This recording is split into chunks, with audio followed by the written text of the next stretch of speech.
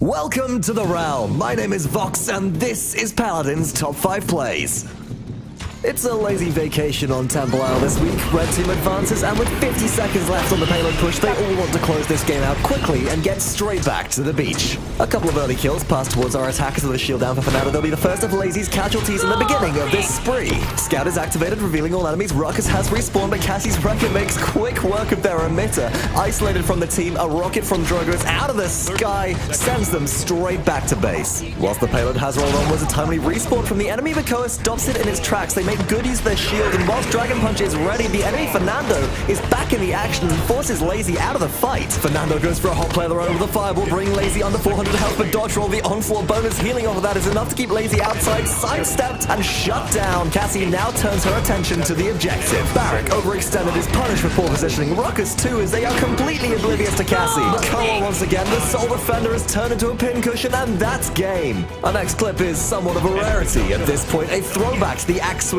melee monster of Grover's past. Overtime ticks down low, and Gagarensis takes some hefty poke from Cassie as they rush to save the objective. Finding ambush on the Victor, they pull out the full wombo combo, dealing massive damage. Grog tries to answer with Tempest, but is swept away by Whirlwind. Triple kill for Grover. Danger though close in from both sides, and with only 200 HP left, they chop Drogo's out of the skies. The backslap for Fernando, barely surviving. That's a pentakill payload push in overtime. Down to our third, and it's Cassie once more. Initial shutdown onto Victor aside, there's a long way to push for conversion, and time is running out. It's up to Cuss, Cutie, and Co to clear the area, and catching Evie out of Ice Block will make that process a whole lot easier. Cuss being poked out low as dodge roll away from Grog takes a lot of damage from Chain Lightning, but is able to get a jump onto Drogo as they touch down to recharge their fuel. Now Cuss dodge rolls forwards, proccing bonus damage for Cassie's first shot out of dodge roll. And Bomb King takes a face full of that poke. Grumpy Bomb not quite enough to zone. They are eliminated from behind, and long range revenge onto Grog is so satisfying. In the meantime, however, Evie has returned to the mix, and they are causing mischief, but distracted by Makoa, they're easy pickings for Cuss. Victor in the distance, equally unaware of the blast shot auto cancel is enough to wipe them out. Massive dodge roll across the map, and Drogo's once again grounded. I'm sorry, Your Majesty, no King Bomb for you. This is a red team revolution. Evie can test the payload. Slippery in our ice block, she is hard to pin down, but pinned down she will be. A fatal arrow for the third time this clip. Red team get the payload conversion, and they hold the ball in their court.